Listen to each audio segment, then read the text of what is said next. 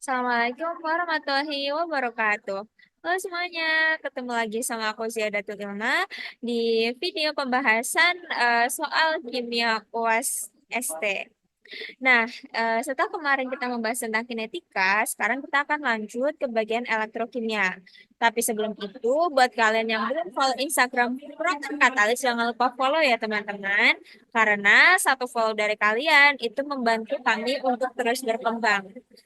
Nah, oke, langsung aja di sini aku share screen.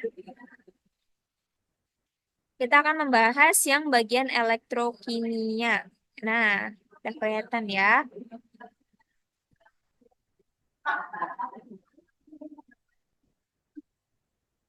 Dari soal nomor 46.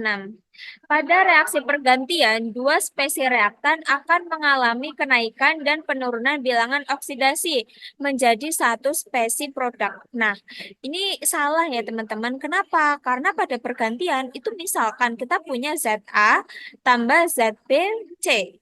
Nah, yang namanya pergantian itu kan menggantikan ya. Jadi A ini akan menggantikan B, B-nya akan lepas kayak gitu. Berarti nanti akan menghasilkan B ditambah dengan AC. Nah, ini namanya adalah reaksi pergantian. Jadi pada reaksi pergantian itu tidak menghasilkan satu produk kayak gitu. Tapi hanya akan terjadi pergantian zat gitu ya. Jadi yang nomor 46 ini salah.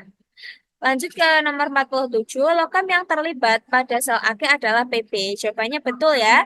Jadi sel aki itu dia menggunakan Pb atau timbal. 48. Pada baterai sel kering, batang karbon itu bertindak sebagai katoda dan reaksi oksidasi terjadi pada logam seng.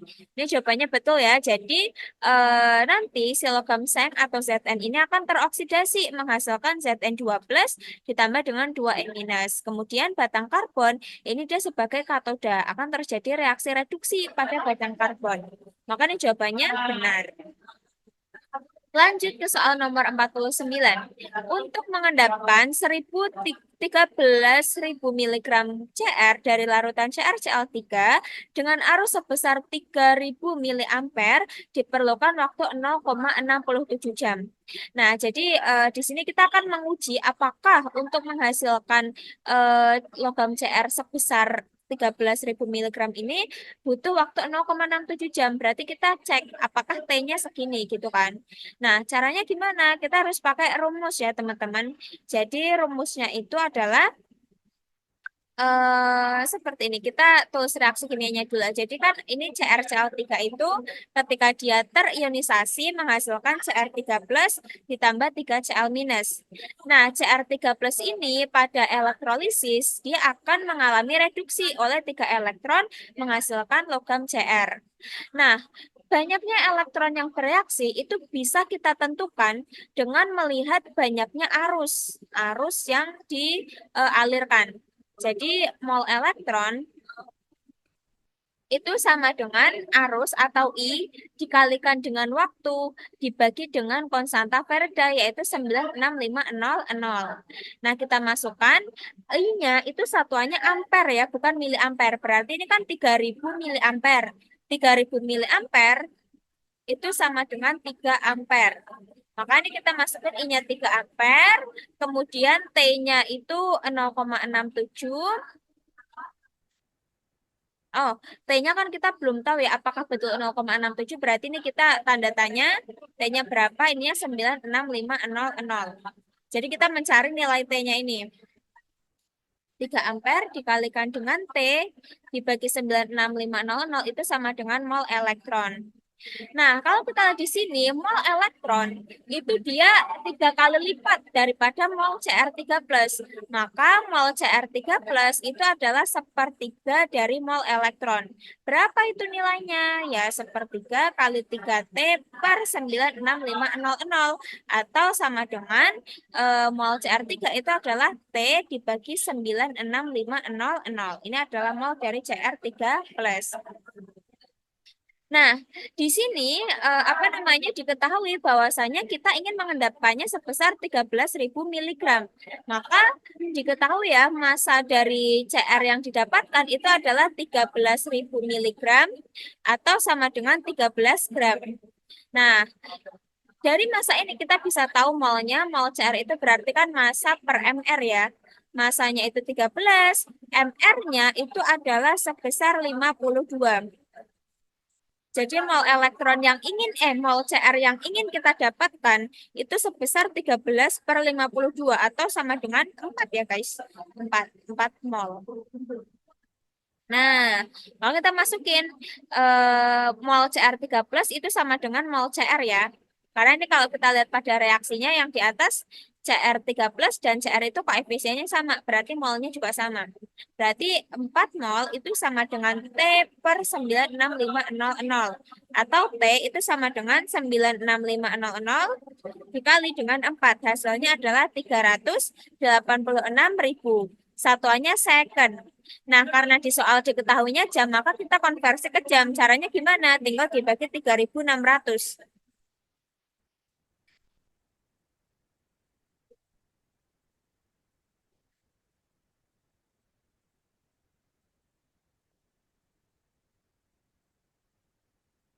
Sehingga akan didapat, oh ya ini 0,4. 0,4 ya, bukan 4. 0,4 milimol ya. 13 dibagi 52 itu 0,4.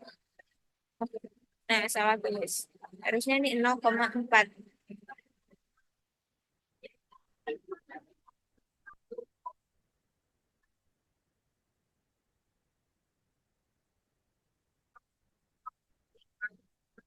Nah,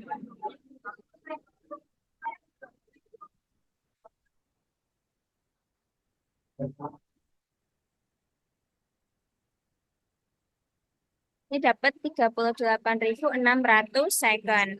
Maka kalau kita konversi ke jam, tinggal kita bagi 3600 ya. Dapatlah 10,7 jam. Harusnya kita butuh waktu 10,7 jam. Tapi di soal malah katanya 0,67 jam. Nah, ini berarti salah ya teman-teman, pernyataannya tidak sesuai dengan apa namanya hasil perhitungan yang sudah kita lakukan. Jadi ini jawabannya adalah S. Salah atau wrong. Kayak gitu. Lanjut ke soal nomor 50. Di soal nomor 50 ini ada pernyataan penyepuhan logam merupakan salah satu contoh aplikasi sel elektrolisis. Nah, ini jawabannya betul ya. Jadi penyepuhan logam itu dia menggunakan prinsip elektrolisis.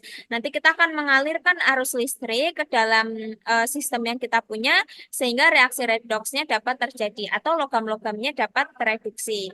Kayak gitu. Lanjut ke yang soal pilihan ganda. Tadi udah BST ya. Nah, nomor 51.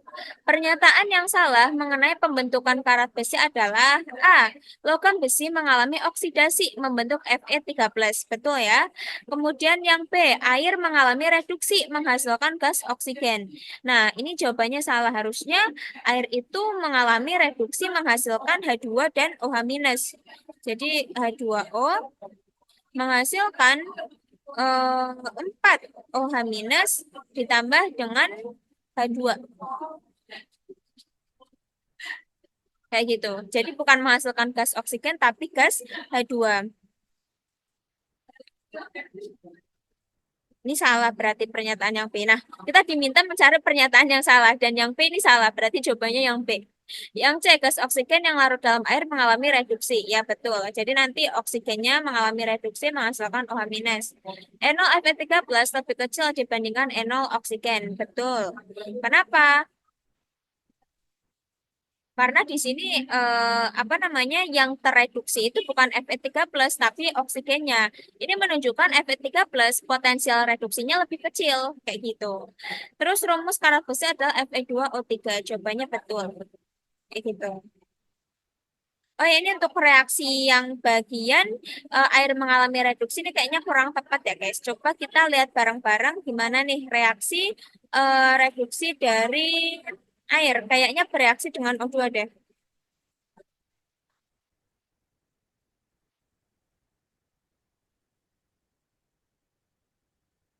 Jadi reaksinya itu adalah ini ya O2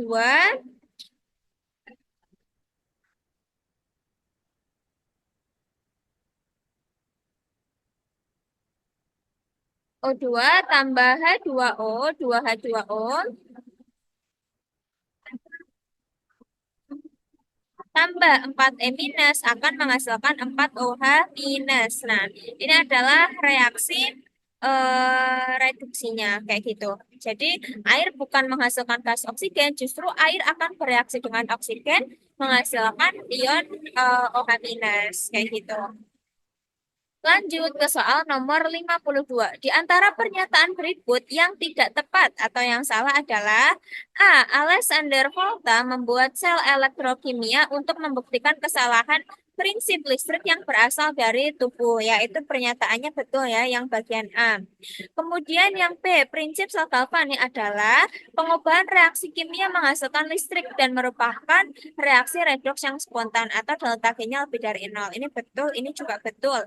Yang nomor C, sel Daniel adalah sel galvanik. Sel galvanik itu artinya reaksi yang spontan antara elektroda tembaga betul dan zinc yang direndam dalam larutan tembaga 2 sulfat dan zinc sulfat. Ini betul juga. Jadi nanti pada sel Daniel itu tembaganya akan mengalami reduksi, sedangkan zincnya akan mengalami oksidasi. Nah, ini benar ya. Terus yang D, arus listrik mengalir dari katoda menuju anoda karena terdapat perbedaan energi potensial listrik antar elektroda. Nah, ini salah ya. Harusnya itu aliran listrik itu mengalir dari anoda ke katoda, bukan katoda ke anoda. Kenapa? Karena anoda itu tempat terjadinya oksidasi. Sedangkan oksidasi itu kan melepaskan elektron. Maka nanti di anoda ini akan terkumpul banyak elektron. Sedangkan katoda itu adalah tempat reduksi. Reduksi itu butuh elektron. Jadi pada katoda elektron akan dipakai. Nah, katoda kekurangan elektron, ini dia kebanyakan elektron. Akibatnya apa? Elektron mengalir dari anoda ke katoda, bukan dari katoda ke anoda. Jadi yang D ini salah. Atau pernyataannya tidak tepat. Yang E, baterai, sel bahan bakar, sel surya adalah contoh sel galvanik. Jawabannya benar ya, karena reaksinya juga spontan. Kayak gitu. Lanjut ke soal nomor 53. Notasi yang benar untuk diagram sel galvanik berikut adalah, nah, kalau untuk menuliskan notasi sel itu teman-teman ingat-ingat gini ya, anoda, kemudian kita tulis zat yang mengalami oksidasi,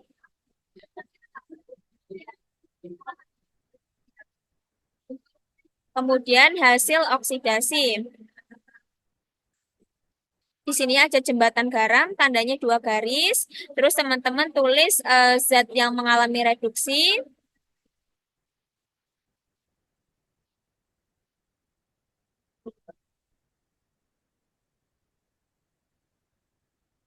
Kemudian hasil reduksi.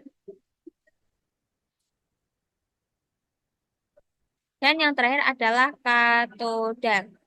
Nah, kalau kita lihat di sini, sistem yang kita punya, ini kan yang menjadi anodanya itu adalah si Fe. Kenapa? Karena Fe selain dia mengalami oksidasi, dia juga sebagai anodanya, kayak gitu. Makanya Fe di sini. Zat yang mengalami oksidasi siapa? Fe juga. Nah, kalau anoda dan zat yang mengalami oksidasinya zat yang sama, kita tidak perlu menuliskan 2 kali. Jadi nggak perlu ditulis Fe kayak gitu. Cukup satu aja. Jadi ini anoda dan zat yang mengalami oksidasi sama, yaitu Fe. Tulis sekali aja. Hasil oksidasinya apa? Hasil oksidasinya adalah Fe2+. Nah, terus ini antara dua zat ini apa namanya dipisahkan oleh koma atau oleh garis. Nah, kalau misalkan zatnya ini berbeda fase, ini kan yang satu padat ya, besi itu padat. Fe2+ ini dia larutan. Kalau dia berbeda fase, itu kita pisahkan dengan garis. Nah, tapi kalau misalkan fasenya sama, misal Fe2+, di sini Fe3+ gitu, misalkan aja. Nah, ini kalau misalkan zatnya sama, itu di fasenya sama, ini kita pisahkannya pakai koma aja, kayak gitu. Gitu ya, teman-teman. Jadi seperti itu. Terus udah hasil oksidasinya kita tulis, kita pisahkan dengan jembatan garam. Lalu kita tulis zat yang mengalami reduksi Cu2+ ya. Cu2+ dia mengalami reduksi membentuk Cu. Terus hasil reduksinya apa? Hasil reduksinya Cu. Nah, Terus katodanya Cu juga. Nah, jadi hasil reduksi dan katodanya sama, maka kita tulisnya cukup sekali aja, nggak perlu cucu kayak gitu. Enggak, cukup Cu satu aja. Nah, ini antara Cu2+ dan Cu, karena mereka fasenya beda, ini aqueous, ini dia fasenya solid, maka kita pisahkan dengan garis. Sehingga notasi sel yang tepat itu adalah yang C. Salah. Yang C ya guys. Nah, Fe solid yang membentuk Fe2+, terus ada jembatan garam, Cu2+ membentuk Cu. Ini jembatan garamnya garisnya dua, antara dua zat yang berbeda fase garisnya satu aja. Jadi jawabannya adalah yang C. Oke, kita lanjutkan ke soal berikutnya, yaitu soal nomor 54. Reaktan yang digunakan pada sel bahan bakar adalah C ya. Jadi pada sel bahan bakar itu H2 ditambah O2. Ini dia akan menghasilkan 2H2O. Jadi jawabannya yang sebagai reaktannya adalah H2 dan gas O2. Lanjut, nomor terakhir yaitu nomor 55. Pada reaksi berikut yang bertindak sebagai reduktor. Nah, teman-teman ingat, yang dimaksud reduktor adalah zat yang mengalami oksidasi. Kenapa zat yang mengalami oksidasi dinamakan reduktor? Jadi yang mengalami oksidasi, karena dia mengalami oksidasi atau melepas elektron, maka dia akan menyebabkan zat lain menyebabkan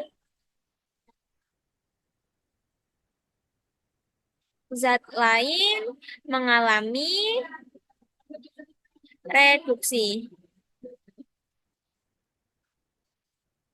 Zat yang teroksidasi menyebabkan zat lain mengalami reduksi. Makanya zat yang teroksidasi kita sebut juga sebagai reduktor, yaitu yang zat yang menyebabkan zat lain terreduksi. Nah, maka karena diminta mencari reduktor, kita lihat siapa nih yang teroksidasi. Nah, kalau kita lihat di sini yang teroksidasi itu adalah SIM.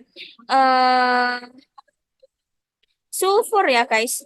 Jadi di sini CuS, Cu itu dia bilangannya biloxnya +2, sulfurnya itu -2. Berarti sulfur awalnya dia biloxnya -2. Terus setelah berikatan menjadi berubah menjadi SO42-, ini dia biloxnya berarti menjadi, oh kan biloxnya -2, -2 kali 4 ditambah dengan pilok sulfur kita belum tahu itu sama dengan muatannya -2. Berarti pilok sulfur dikurangi 8 sama dengan -2. Sehingga pilok sulfur adalah -2 ditambah 8. Atau pilok sulfurnya adalah +6. Nah, kalau kita lihat sulfur pada CuS dengan sulfur pada SO42- itu piloksnya beda. Yang awalnya -2 menjadi +6 alias sulfurnya teroksidasi. Maka yang bertindak sebagai reduktor adalah CuS, yaitu sulfurnya ini dia sebagai reduktor. Seperti itu. Oke, belum nih. Aku kira udah selesai. Oke, kita lanjut ke soal nomor 56. Baterai Li pertama yang dikomersilkan dengan menggunakan petroleum coke. Nah, kalau ini bukan teori, bukan apa ya pemahaman, tapi hafalan ya guys. Teman-teman hafalin. Jadi kalau baterai Li yang menggunakan petroleum coke itu pertama kali adalah baterai Yoshino. Nah, ini teman-teman nanti baca detail sejarahnya di modul kayak gitu. Nah, lanjut ke soal nomor 57. Diketahui potensial reduksi standar E0 dari Hg2+ membentuk Hg adalah 0,855 volt dan E0K+ membentuk keadaan negatif 2,925 volt. Nilai delta G pada suhu 25 derajat Celcius adalah, nah delta G ini kan delta G0 rumusnya adalah min RT bulan K atau min NFE. Data yang kita punya di sini ini lebih memungkinkan kita untuk pakai rumus min NFE. Karena kalau pakai min RT lengkap, kita nggak tahu nilai konstanta kesetimbangannya. Jadi kita nggak bisa pakai rumus ini pada kasus ini, kayak gitu. Nah, tapi pada rumus ini, min NFE, kita belum tahu nilai E0 selnya berapa. Nah, nilai E0 sel itu adalah potensial zat yang mengalami reduksi, E0 reduksi, dikurangi E0 dari zat yang mengalami oksidasi. Nah, zat yang mengalami reduksi ini Hg2+ ya. Kenapa bukan K+, Il? Karena potensial reduksi Hg2+, E0 Hg2+, itu dia lebih besar daripada N0K plus. Sehingga yang akan tereduksi Hg2 plusnya, dia potensi reduksinya lebih besar soalnya kayak gitu. Berarti ini 0,855 dikurangi E0 dari zat yang mengalami oksidasi. Ini bukan potensial oksidasi, tapi E0 dari zat yang mengalami oksidasi. Jadi karena yang mengalami reduksi itu adalah Hg2 plus, maka yang mengalami oksidasi K ya, kaliumnya kayak gitu. Nah, potensial reduksi dari K plus membentuk K, ini dia nilainya adalah negatif 2,925. Maka E0 selnya itu kita mendapatkan sebesar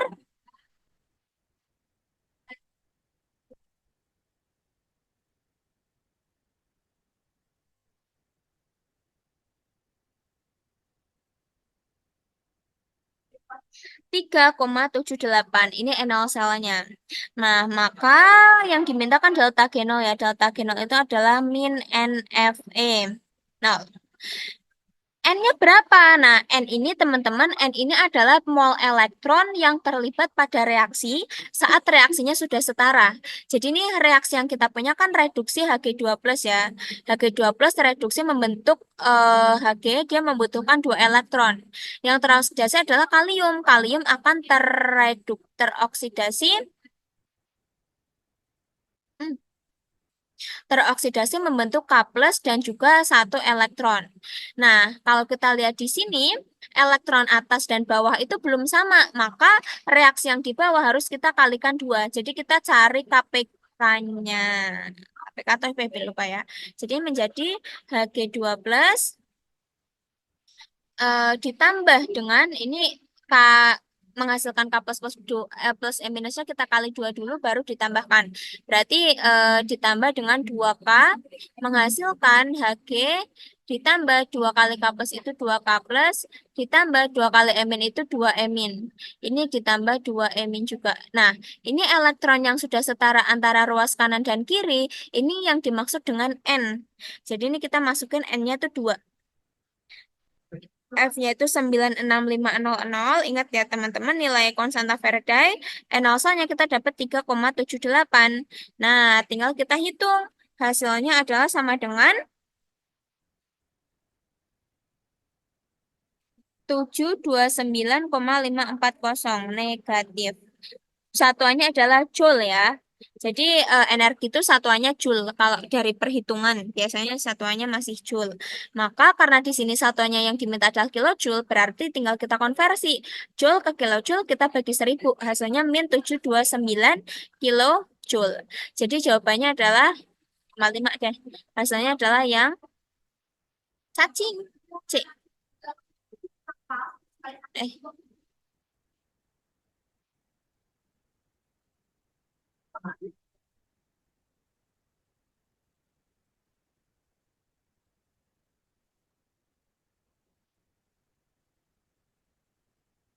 seperti itu.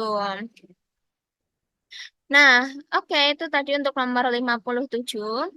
Ini mungkin kalau teman-teman mau nulis bisa di pause dulu ya videonya. Ini aku hapus dulu soalnya.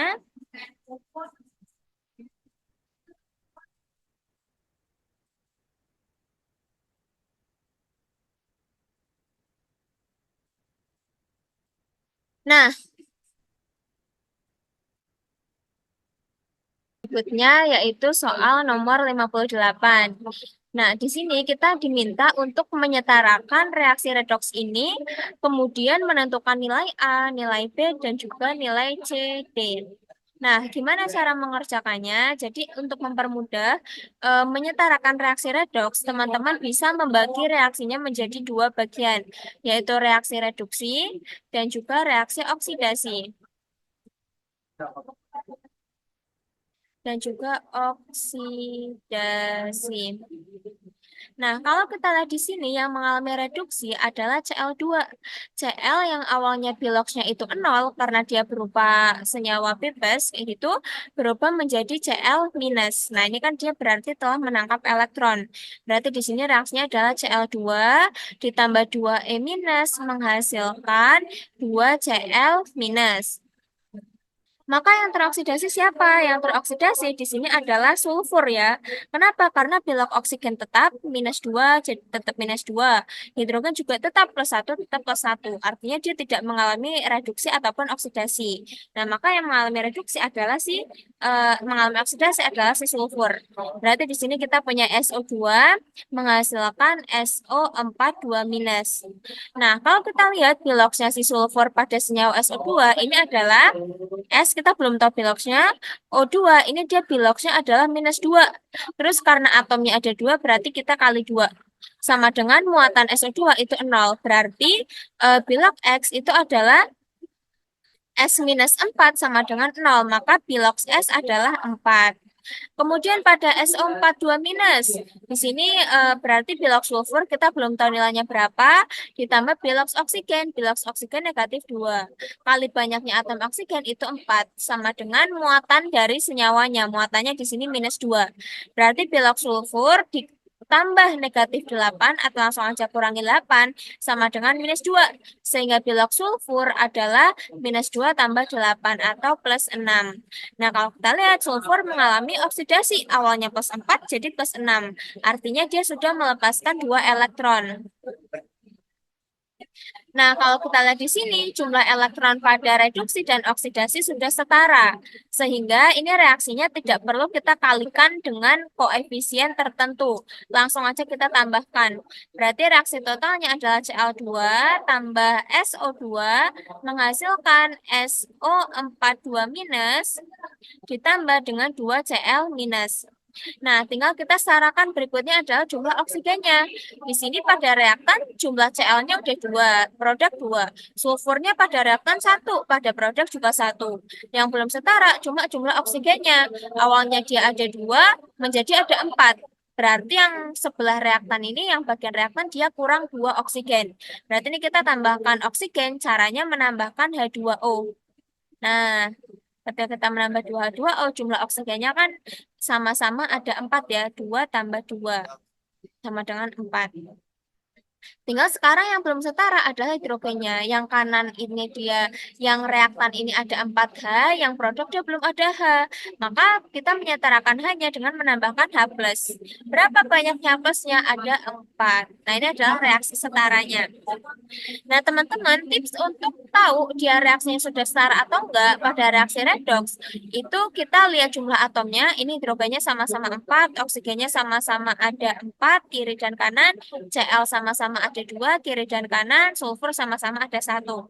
Selain jumlah atomnya sama, kita harus melihat jumlah muatannya.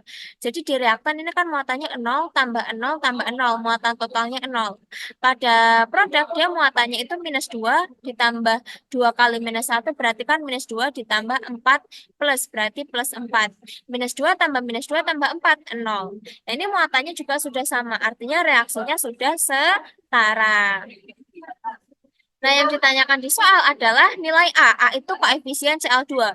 Koefisien Cl2 itu 1. Terus B itu koefisien H2O. Koefisien H2O 2. Koefisien Cl2, Cl-, koefisien Cl- 2 berarti 1, 2, 2. Koefisien H+, si D-nya itu adalah 4, berarti 1, 2, 2, 4. Jawabannya adalah yang B. Seperti itu. Lanjut ke soal nomor 59. Anode korban yang paling baik untuk menghindarkan korosi lambung kapal laut adalah, nah anode yang baik itu adalah senyawa yang punya enol red atau enol ini yang sangat negatif atau yang enolnya paling kecil. Kenapa? Karena ketika potensial reduksinya kecil, artinya potensial oksidasinya besar. Nah, anode itu adalah bagian yang nanti tempat terjadinya oksidasi. Nah, kita ingin mengoksidasi kayak gitu. Maka yang cocok jadi anode itu yang enolnya paling kecil. Siapa yang paling kecil di sini? Adalah Mg, dia -2,37. Seperti itu. Lanjut, nomor 60. Unsur Cl yang memiliki bilok sama dengan bilangan oksidasi N pada HNO3 adalah, nah pada HNO3 kita lihat dulu bilok dari nitrogennya berapa. Jadi di sini hidrogen biloknya +1. Nitrogen kita belum tahu biloknya berapa.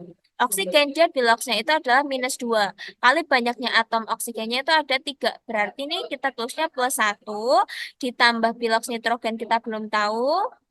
Bisa hasil 1 tambah piloks nitrogen ditambah -2 kali 3 sama dengan muatannya. Muatan HNO3 itu 0, berarti sama dengan 0. Maka 1 tambah nitrogen dikurangi 6 sama dengan 0. Sehingga piloks N itu adalah +5. Nah, kita cari di antara unsur-unsur ini yang piloksnya +5 siapa? Cl2, Cl2 ini piloksnya 0. Cl ini 0 juga karena nggak bermuatan. MgCl2, MgCl2 itu MgCl2. Mg itu piloksnya +2, Cl-nya kita belum tahu ya. Ditambah piloks Cl itu minus, belum tahu berapa piloks Cl, dikali dengan 2 karena banyaknya atom Cl-nya ada 2.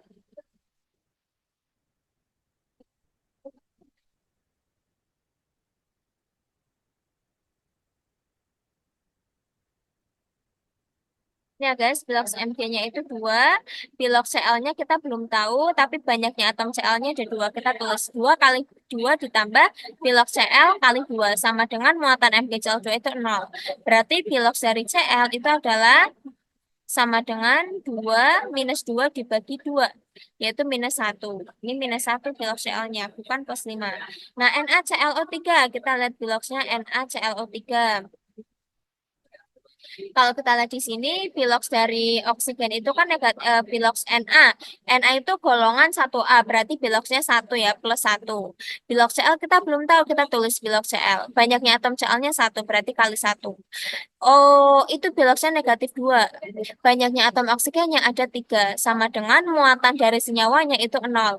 Berarti 1 tambah piloks Cl tambah -2 kali 3 sama dengan 0. Maka Cl itu dia nilainya adalah -2 kali 3 itu -6. -6 tambah 1 itu -5. -5 pindah ruas menjadi +5. Maka piloks Cl pada NaClO3 itu +5. Nah, ini kan sama ya. Piloks Cl pada NaClO3 sama dengan piloks Cl pada nitrogen di HNO3. Jadi jawaban untuk nomor 60 adalah yang D. Seperti itu.